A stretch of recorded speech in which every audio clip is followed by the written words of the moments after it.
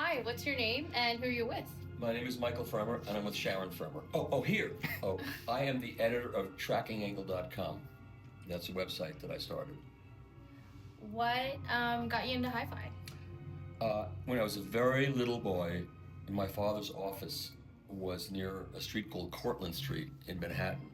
And Cortlandt Street is where the hi-fi industry in America started after World War II. It's where all of the companies that were selling parts to the military had all this military surplus, capacitors, resistors, transformers, and they started selling it to hobbyists. And out of that came the hi-fi industry. And so I would walk down that street with my father when I was a little kid, and we'd pass by the hi-fi stores, Leonard's Radio, Harvey's Radio, all these stores, and look in the windows, and there was all this glistening Macintosh and Marantz and all these hi-fi brands. Plus, I loved music from the time I was a little baby, and so you put the two together, and you have a fetish. Awesome. So, what inspired you to start Tracking Angle? Well, so I've been involved. I've been a writer for many years. I've done stand-up comedy for many years. I opened for bands. I wrote for the Boston Phoenix. I wrote for a magazine called Fusion Magazine in Boston. I dropped out of law school to get involved in all of this.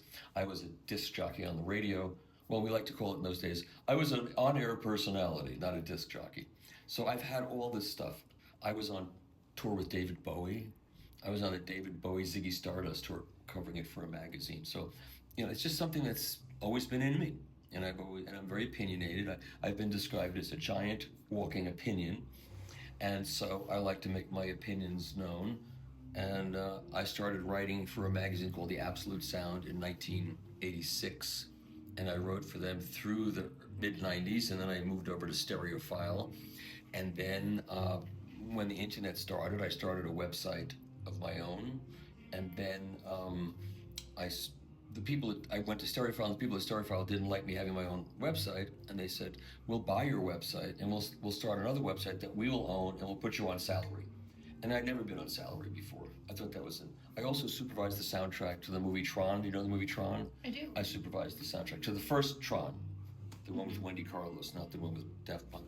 And I wrote an animated feature film called Animal Olympics. Did you ever hear of that? I haven't. If you go on Amazon Prime, you can actually watch it. Okay. So the voices are Gilda Radner. Do you know who she is? I do not. Billy Crystal. Sounds familiar. Harry Shearer.